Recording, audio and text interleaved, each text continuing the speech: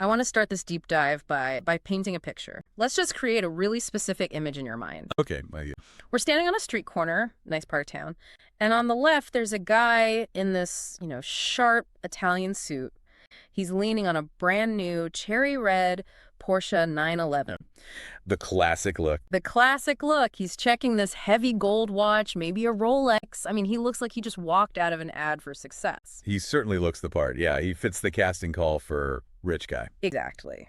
Now, pan over to the right, there's another guy, and he's wearing a suit that he probably bought off the rack maybe a few years ago. A little shiny on the elbows, maybe? Yeah, you know the look. And he's standing next to a 6-year-old sedan, nothing flashy, a Ford, maybe a Toyota, just, a car. Gets you from A to B. Right. So here's the question I'm posing to you and to everyone listening. Who's the millionaire? See, everything in our brain, all our cultural programming, just screams that the guy with the Porsche is the winner. What? That's the visual language we've all been taught. But the data we're diving into today, it suggests that if you could actually freeze that frame and look at the bank statements, the guy in the sedan is way more likely to be the actual millionaire. Which brings us to this phrase from Texas, which I just love. Big hat, no cattle. It's the perfect analogy for modern finance, isn't it? It is. You could have the biggest hat in the room, the leased car, the mortgaged mansion. But if you don't have the cattle, the actual, accumulated assets that generate income, Yeah. you're not wealthy. You're just living high. And that is such a massive distinction. We confuse high income with high net worth. Yeah. They sound like they should be the same thing, but they're really not. They're almost opposites in how they function. Think of it like a bathtub. High income is just water flowing into the tub at high pressure. Okay. But net worth is how much water is in the tub after you pull the plug. If that drain is wide open because you're buying Porsches and country club memberships, it doesn't matter how much water you pour in. The tub stays empty. So today, that's what we're going to do. We're going to deconstruct what the source material calls the wealth equation. We're going to look at why these boring habits, not winning the lottery, not being some tech genius, are what actually creates real financial independence. It's a real reality check. And fair warning, it might make you look at your neighbors, and maybe even yourself, a little differently by the end. Okay, so let's get into the math, because there's an actual formula here to figure out if you're, effectively building wealth or if you're just spinning your wheels. And everyone listening should try this. It's a simple rule of thumb. Okay, what is it? You take your age, you multiply it by your realized pre-tax annual household income. The whole household's income. The whole household. And then you divide that number by 10. Okay, so age times income divided by 10. Yep. And that number, that's your expected net worth. It's what you should have, more or less, if you're on the right track. So let's run a real example from the data. Okay. So let's say we have a 41-year-old, and they're making $143,000 a year. Which is a good income. That's a solid income. Absolutely. So you take 41 times 143,000, that's about 5.8 million, divide that by 10. So $586,300. Roughly, yeah. That person should have a net worth of about $586,000. Whoa. Okay. I feel like a lot of people just did that math in their head and maybe gulped a little. That bar feels high. It is a high bar. But it helps us put people into two very distinct categories. The sources call them UAWs and PAWs. PAWs and UAWs. Sounds like acronyms for a manufacturing union or something. I know, right? So a UAW is an underaccumulator of wealth. Okay. This is your classic high-earning doctor or lawyer who makes a fortune but spends it all. They're on the wealth treadmill. They're running really fast, but they're not actually going anywhere. And the PAW. That's a prodigious accumulator of wealth. Yeah. These are the people who have twice the expected net worth or even more. This could be, I don't know, a mobile home park owner who saves 20% of their income and never buys a new car. And the difference is just staggering. A PAW typically has 4 times the wealth of a UAW. 4 times. Even with the exact same age and income. Just think about what that buys you. It's not about earning more. It's about playing good defense with what you have. So to make this stick, we've got this case study from the material, A Tale of Two Physicians. And this honestly blew my mind. We have Dr. South and Dr. North. It's the perfect example. Both are doctors. Both are in the top 1% of earners. So their offense, their ability to make money is identical. If you looked at their pay stubs, you couldn't tell them apart. But let's meet Dr. South first. He's the UAW, the underaccumulator. Dr. South is living the dream, at least visually. He's got four country club memberships. He drives that Porsche we talked about. He's the guy on the left side of the street. He is that guy. His whole mindset is, I earn to spend. His high income is a license to consume. But then you look at his balance sheet, and he's only got a net worth of $400,000. Now, I know someone's thinking 400K isn't bad, but for a top earner near retirement, that's terrifying. It's incredibly risky. He's what you'd call asset poor. One bad day in the market, one health crisis, and he is in serious trouble because his lifestyle costs so much, he needs that income.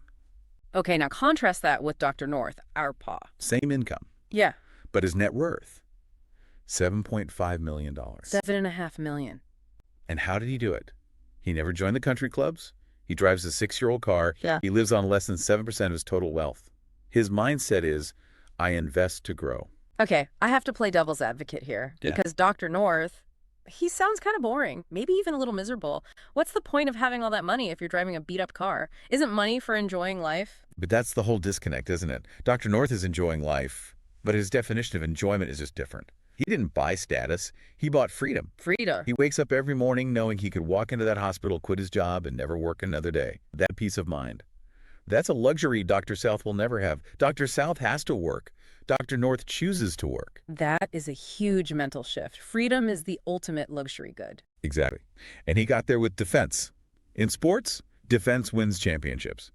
In finance, frugality, and planning, that's what builds real wealth. Let's talk about that defense, because people assume millionaires are dripping in designer labels, but the Millionaire Standard in the source material, it paints a really, really dull picture. It's delightfully dull. We have the actual price points.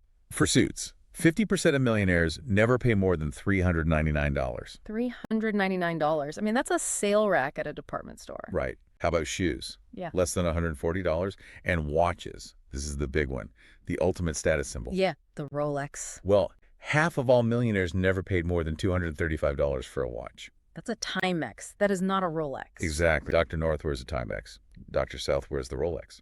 But here's the kicker. Dr. North probably owns stock in the company that sells luxury brands to Dr. South. One is the consumer, the other is the capitalist. And it all seems to come down to budgeting, which I think is a dirty word for someone like Dr. South. It feels restrictive. But there's a quote that flips that. It says, operating a household without a budget is akin to operating a business without a plan. That's a great way to put it. You wouldn't invest in a company that had no plan. Not a dime. Yet people run their own lives that way. Yeah. It's not about skipping a latte. It's about knowing the score. We have to go back to cars because the you aren't what you drive thing seems to be the biggest trap of all. It is the single biggest wealth leak for most people. Dr. South, our UAW, is a dealer loyalist. Leases a new car every couple of years. He's always paying for that new car smell. And eating that huge depreciation hit. It's worse than that. It's the opportunity cost. That $1,000 a month lease payment, if he'd invested that over a 30-year career, that car didn't cost him $60,000. It cost him millions in lost growth. Ugh, that hurts to even think about. But Dr. North is the used vehicle-prone shopper. Right. He buys 2 or 3 years old. He lets the first owner pay that massive depreciation tax. And get this stat. Only 23.5% of millionaires own a current year model car. Wait, so almost 80% of millionaires are driving older cars. Yes. More than half are explicitly bargain hunters. They're not trying to impress you at a stoplight. They're trying to retire early. And there's this inverse relationship pointed out here. The more time you spend shopping for status, the less time you spend planning for your future. Well, it makes sense. Time is finite. If you're spending your Saturday test driving cars, you're not spending it analyzing your portfolio. Which leads right into time, energy, and money. We have a breakdown of how PAWs and UAWs actually spend their hours. It's all about resource allocation. The PAW, the wealth accumulator, spends about 10 hours a month planning investments and another 20 hours managing them. Wow, that's like a part-time job, a real commitment. It is, but the result is fewer financial fears and a focus on opportunity.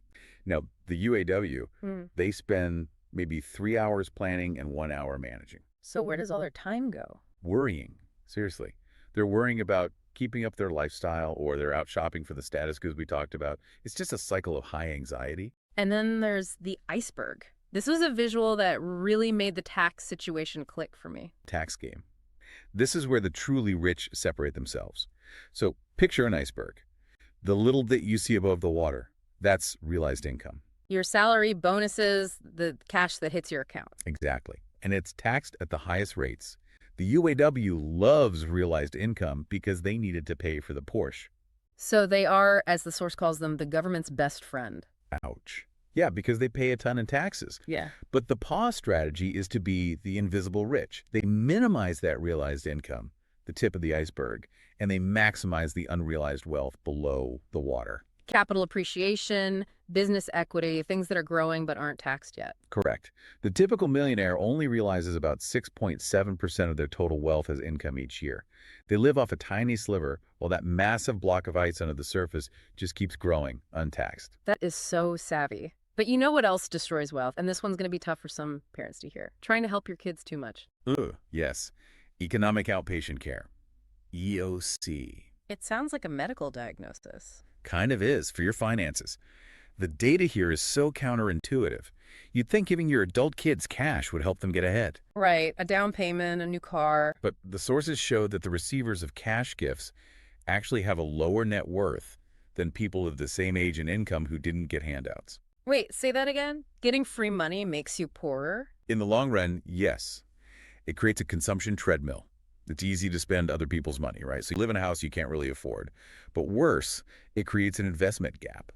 They invest 65% less than their peers. Because they feel like they don't have to. They've got a safety net. That's it, exactly. The quote is, gift receivers feel that their parents' wealth is their income. So they spend it. It weakens them. It takes away the struggle that builds financial muscle. So for the parents out there who are PAWs or want to be, what are the rules for raising kids who aren't, financial disasters? The source gives 4 rules. Number 1, silence. Never tell your kids you're wealthy. Keep them in the dark. I like it. Number 2, discipline. Teach them frugality, no matter how big your bank account is. Just because you can buy it doesn't mean you should. Okay, what's number 3? Maturity. Wait until your kids are well-established, mature, and disciplined before you reveal your affluence. The suggestion is to wait until they're 40 or older. 40. Wow. Surprise, we're rich, and now that you're a responsible adult, here's the trust fund. Pretty much. Give it to them at 20, they buy a Ferrari. Give it to them at 40, they pay off their mortgage. And number 4 is strategy. If you give gifts that don't fuel consumption. Pay for tuition, a medical procedure, or to kickstart a business. Invest in their independence. Don't buy them a lifestyle. Speaking of where wealth comes from, we have to debunk this myth about old money. The blue bloods, the Mayflower descendants. Yeah, the Mayflower myth, it's mostly false. When you look at ancestry and the concentration of millionaires, English ancestry is actually ranked 4th. So who's at the top? It's not about your bloodline. It's about culture. Russian ancestry is high, driven by entrepreneurship, and Scottish ancestry is very high. The thrifty Scots. Exactly. Turns out that values like thrift and discipline just pay off better than having blue blood. It's the software in your head, not your last name. Okay, let's shift to careers. If I'm listening to this and I'm young, or maybe looking to pivot, where's the money? We all assume it's being a doctor or a lawyer. Well, first, self-employed people are 4 times more likely to be millionaires than employees. Ownership matters. But not all businesses are the same. You make a distinction between glamour professions and dull normal opportunities. This is my favorite part. The glamour professions, doctors, lawyers. The problem is, society expects you to look rich. You have to have the nice office, the fancy car. It's hard to be a PAW when your image has such high overhead. Exactly. So where should you look instead? The dull normal businesses, welding contractors, auctioneers, rice farmers, pest controllers. Mobile home park owners. I love this list. It's the jobs nobody makes TV shows about. But think about it. Nobody expects the pest control guy to pull up in a Ferrari. There is 0 pressure to display status. You can make a fortune, reinvest it all, and nobody even knows you're rich. That is the sweet spot. But what if you're not going to start a pest control company? You just want to sell to the rich. The advice is follow the money, but you have to be careful. Remember, the wealthy are cheap on consumer goods. Don't try to sell them cars or clothes. That's for the UAWs, the wannabes. So what do the real millionaires pay for? They are price insensitive on one thing: expert advice. Investment advice, specialized tax counsel, estate planning, specialized medical care. They will pay top dollar to protect and grow their assets. So if you want to make money from millionaires, help them keep their money. Don't try to help them spend it. That is the golden rule. Okay, let's bring this all home. We've covered a ton. The formula, the doctors, the cars, the kids. If we just boil this down to the PAW mindset, what is it? It's a 7-step cycle, really. 1, live well below your means. 2, allocate your time and money efficiently, plan more, shop less.